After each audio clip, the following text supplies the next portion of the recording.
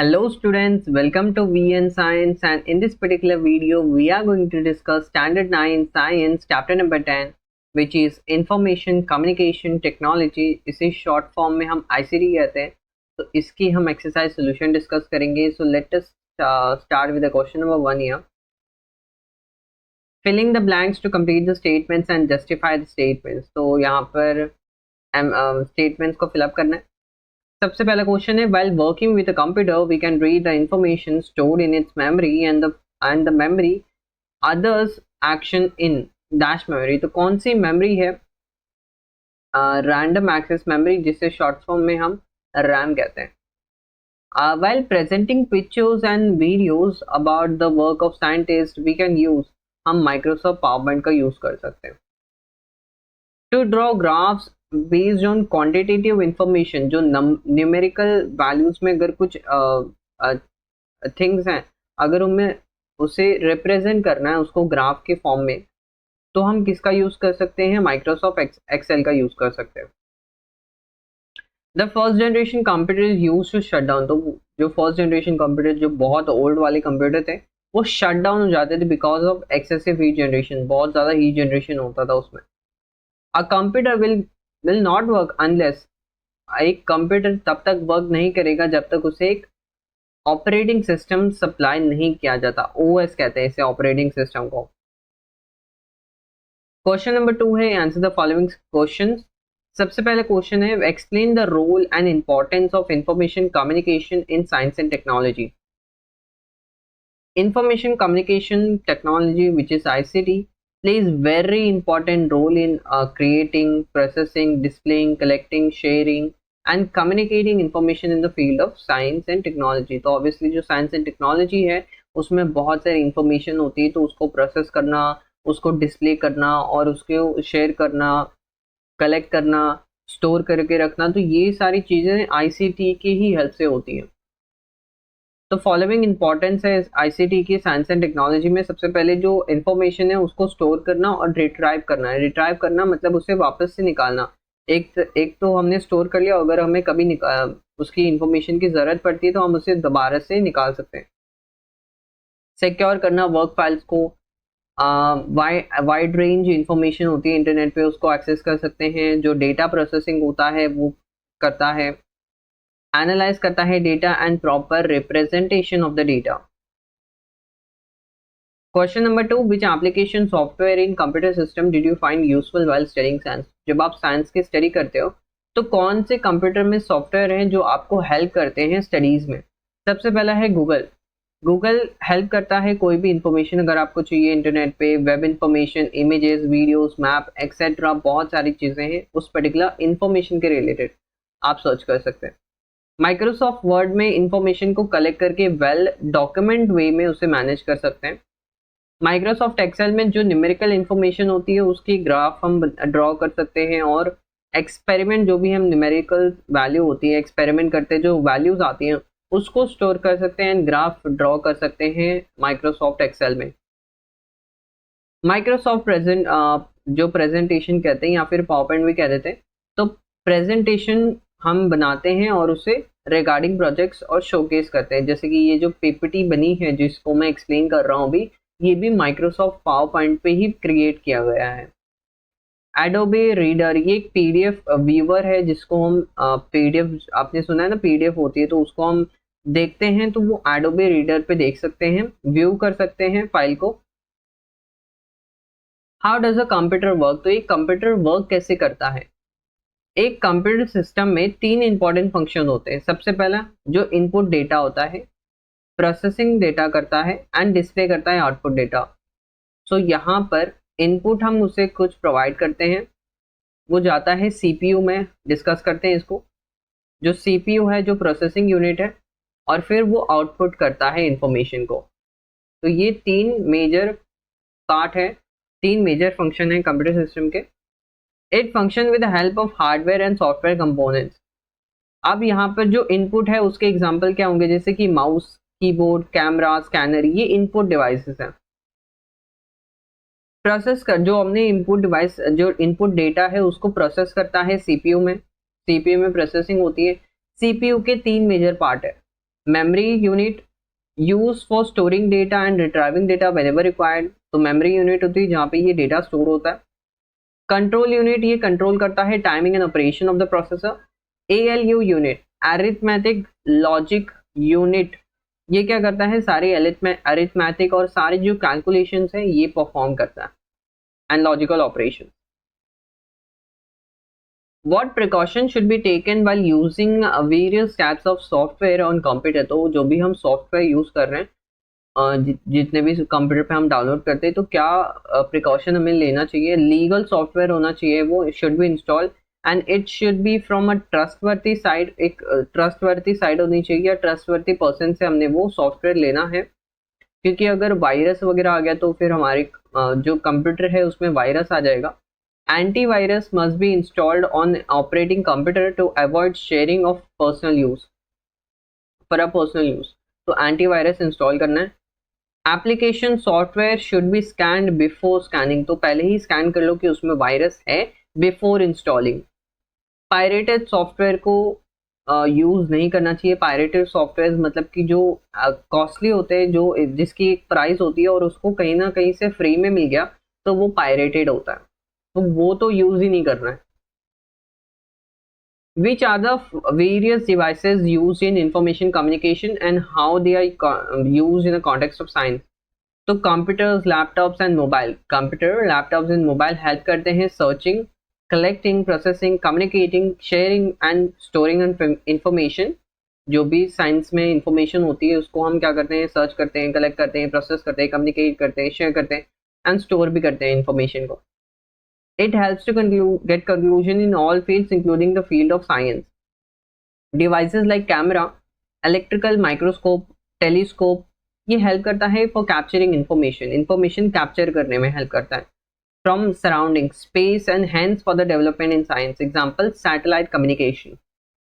Devices like television, radio, mobile, ये help करते हैं from getting information. जो भी news and technology है उसकी इंफॉर्मेशन हमें कहाँ से मिलती है? Television, radio and mobile. Question number 3, using a spreadsheet, मतलब जो माइक्रोसॉफ्ट एक्सेल है उसका यूज करना है। Draw graph between distance and time, distance and time का हमें ग्राफ ड्रॉ करना है using information about movements of Amar, Akbar, Anthony. और जो टेबल हमें दिया हुआ है आप चेक कर सकते हैं, page number 4 of your lesson laws of motion, first chapter जो आपका साइंस का। What precaution will you take while drawing a graph? तो क्या प्रिकॉशन हमें लेना है? जो डेटा होगा वो टैबुलर फॉर्म में होना चाहिए, मतलब टेबल्स होंगी एक्सेल में, जो भी स्प्रेडशीट होती है उसमें ही, जैसे कि ऐसे बॉक्सेस होती हैं, ऐसे बॉक्सेस होती है, तो टैबुलर फॉर्म में यहाँ पे कुछ नंबर होगा, यहाँ पे कुछ नंबर होगा, ऐसे करके हमें नोट इनपुट देना है data. If there is a drag and fill option used, smart tag option should be used for drag and to fill data as per required. Entered data should be format in a manner required. जो भी format होता है मैं आपको show करूंगा अभी। Various types of graph can be created using the same data, so appropriate graph should be selected. Chart titles, axis titles should be updated as per data. तो ये ग्राफ मैं अभी शो करता हूँ आपको। तो दिस इज द ग्राफ। तो ये जो कॉलम्स है ना, आपको ये देखो, ये कॉलम्स है A B C करके, एक प्रॉपर मैनर में कि जो टाइम है वो ए कॉलम में ही आएगा, जो डिस्टेंस है कवर्ड बाय अमर वो बी कॉलम में आएगा। यहाँ पर टाइम है 5, 5:30, 6, 6:30, 7, 7:30, 8, जो भी होगा time. Distance cover by Amar, Akbar, Anthony. So यहाँ पे जो डिस्टेंस कवर्ड है वो 5 पे 0 है, 5 कुछ टाइम होगा क्लॉक में, वो 0 डिस्टेंस है तीनों की।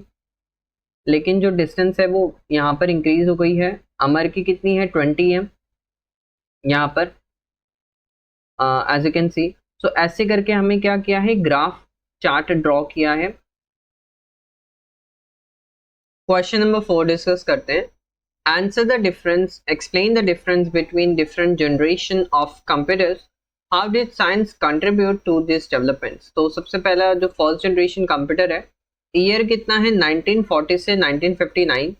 बेस्ड ऑन किस पे बेस्ड था ये कंप्यूटर? वैल्व्स पर, जो वैक्यूम ट्यूब्स हैं। एडवांटेज क्या था इसका? कि ये कैलकुलेशन कर सकता था मिली सेकेंड्स में। डिसएडवांटेज था कि बहुत ज़्यादा कॉस्टली था उस टाइम पे, तो ये ऑब्वियसली बहुत ज़्यादा कॉस्टली होगा। इसको रिक्वायर्ड था बहुत large rooms, huge power consumption. Second generation computer क्या थे कि जो ईयर था वो 1959 से 63 था। ये बेस था ट्रांजिस्टर्स पे। एडवांटेज ये था कि लेस एनर्जी कंजम्पशन करता था compare to first generation. Less energy consumption था as compare to first generation. Calculation कर सकता था ये माइक्रो सेकेंड्स में। डिसएडवांटेज था कि ओवर हीटिंग होती थी इसमें, हाई मेंटेनेंस था। थर्ड जनरेशन ईयर 1964 से 71, ये बेस था इंटीग्रेटेड सर्किट्स पे। एडवांटेज इसके ये थे कि ये चीपर था, थोड़ा फास्ट था, रिलायबल था, बिग स्टोरेज थी इसकी। बट डिसएडवांटेज था कि difficult to maintain, air conditioning चाहिए होती थी इसके लिए। फोर्थ जनरेशन कंप्यूटर्स ये होते हैं कि 1971 से लेकर तो 2010 तक चले। बेस्ड ऑन थे ये माइक्रो प्रोसेसर पे। एडवांटेज इसका ये था कि ये स्मॉलर थे, चीपर थे, less heat dissipated, less heat generate करते थे, फास्टेस्ट थे। डिसएडवांटेज ये था कि कॉम्प्लेक्स डिजाइन था, एयर कंडीशनिंग रिक्वायर्ड इसके लिए भी। फिफ्थ जनरेशन कंप्यूटर्स जो अभी तक चल रहे हैं 2010 से लेकर अभी तक, बेस्ड ऑन ये आर्टिफिशियल इंटेलिजेंस पे बेस्ड था, जो एआई कहते हैं जिसे। एडवांटेज इसका ये था more reliable, faster and user friendly. Question number 5, what devices will you use to share with others the knowledge you have. तो जो आपके पास नॉलेज है अगर आपको किसी के साथ शेयर करना है तो किस माध्यम से, किस डिवाइस से आप शेयर कर सकते हो। तो पहला है television, radio, mobile phone, computer, laptop, जिससे आप मेल कर सकते हो या ड्राइव पर अपलोड करके। पेन ड्राइव, सीडी या हार्ड डिस्क से भी आप शेयर कर सकते हो जो नॉलेज आपके पास है। क्वेश्चन नंबर 6, यूज आईसीटी यानी कि information communication technology prepare PowerPoint presentation on at least 3 topics in your text book. तो यहाँ पे मैं आपको शो नहीं कर सकता कि कैसे पावरपॉइंट प्रेजेंटेशन बनाते हैं, आपको वो प्रॉपर पता चलेगा आपकी कंप्यूटर टीचर से, तो वो आपको बेटर बना पाएंगे, क्योंकि यहाँ पर लिखा हुआ है कि आपको बनाना है यहाँ पर पावरपॉइंट प्रेजेंटेशन। मैं यहाँ पर आपको ये बता सकता हूँ कि जो स्टेप्स होते हैं जो आपको फॉलो करना होता है while making a PowerPoint presentation in Microsoft.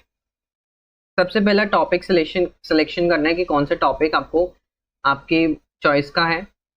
फिर उसके बाद जो कंप्यूटर में स्टार्ट बटन होता है वहाँ पे क्लिक करना है, वहाँ पे सर्च करना है माइक्रोसॉफ्ट पावरपॉइंट, उसमें फाइल पे क्लिक करना है एंड न्यू फाइल क्रिएट करना है।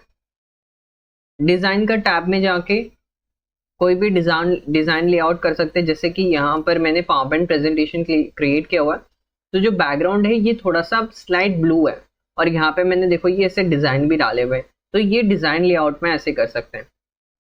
यहाँ पे कुछ हम पिक्चर्स, वीडियोस, टेबल, चार्ट भी ऐड कर सकते हैं। ट्रांजिशन टू द स्लाइड्स हम ऐड कर सकते हैं, एनिमेशंस ऐड कर सकते हैं। मैं काफ़ी बार यूज़ भी करता हूँ मेरे प्रेजेंटेशन में, अगर आपने नोटिस किया होगा तो। प्रीव्यू करना है एंड प्ले करना है प्रेजेंटेशन को, और सेव करके रखना है प्रेजेंटेशन को, जो भी जैसे कि कुछ पर्टिकुलर फोल्डर बना लो, वहाँ पे सेव करके रखना है प्रेजेंटेशन को। Question number 7, which technical difficulties did you face while using a computer? What did you do to overcome them? तो सबसे पहले प्रॉब्लम होती है कि जो बफरिंग होती है वीडियोस की, जो वीडियो है वो लोड करता रहता है, ऐसे लोडिंग चलती रहती है उसकी। तो अगर प्रॉपर वाईफाई कनेक्शन होगा तो ऐसी प्रॉब्लम नहीं आएगी। Lagging, when many applications run at the same time the computer starts lagging and becomes slow। तो जब बहुत सारी मल्टीपल एप्लीकेशंस ओपन होती है तो कंप्यूटर लैग करने लगता है और कंप्यूटर स्लो हो जाता है। तो अगर लैगिंग को अवॉइड करना है तो अनवांटेड एप्लीकेशन को क्लोज कर दो। वायरस एंड बग्स, जो भी इंटरनेट से हम डाउनलोड करते हैं तो उसे सेफली डाउनलोड करना है, हमें कुछ भी डाउनलोड नहीं कर लेना है, ट्रस्टवर्दी सोर्स से डाउनलोड करना है। अगर वायरस आ गया, जो रॉन्ग प्रोग्राम्स है अगर वो एंटर कर गए तो हमारी पर्सनल डेटा को वो एक्सेस कर लेंगे। Bugs and errors in the computer program. Hence हमें अवॉइड करना चाहिए वायरस और बग्स को, एंटीवायरस हमें इंस्टॉल करना चाहिए। Breach of security, breach of security का मतलब जो कॉन्फिडेंशियल इंफॉर्मेशन होती है, अगर वो किसी अनऑथराइज पर्सन ने, कि कोई भी अननोन पर्सन ने, उससे अगर कॉन्फिडेंशियल इंफॉर्मेशन पता चल गई तो एक सिक्योरिटी का ब्रीच हो गया। तो इससे हमें प्राइवेसी सेटिंग्स करनी चाहिए to solve the problem. Physical damage, अगर कंप्यूटर के हार्डवेयर को अगर नेचुरली या बाय एक्सीडेंट डैमेज हो गया तो जो डेटा है वो लॉस हो जाएगा, इसलिए जो डेटा है उसका बैकअप करके स्टोर करके रखना चाहिए as a backup. The computer hangs और कीप रिस्टार्टिंग, तो अगर विंडोज सॉफ्टवेयर को करप्ट हो चुका है तो ये ऐसी प्रॉब्लम्स होती है, सॉफ्टवेयर अपडेट नहीं होता काफ़ी बार, तो इसलिए हमें क्या करना चाहिए, इसलिए क्या होता है कि कंप्यूटर हैंग करने लगता है या रिस्टार्ट करना चाहिए, तो इसका सोल्यूशन ये है कि टाइमली अपडेट करना चाहिए विंडोज़ को, या फिर री इंस्टॉलेशन करनी चाहिए विंडोज़ की। जैसे ये अभी विंडोज़ 10 है, विंडोज़ 11 है, तो इसको properly time to time update करना होता है या फिर री इंस्टॉल करना होता है ताकि ऐसी प्रॉब्लम्स ना हो। Did you know the first text message was ever send, पूरे ग्लोब में जो पहला टेक्स्ट मैसेज था वो मेरी क्रिसमस भेजा गया था 1992 में, और आज तो हम कितने सारे billions of messages every day send करते हैं। सो एक इंटरेस्टिंग फैक्ट था, आपको वो अच्छा लगा होगा।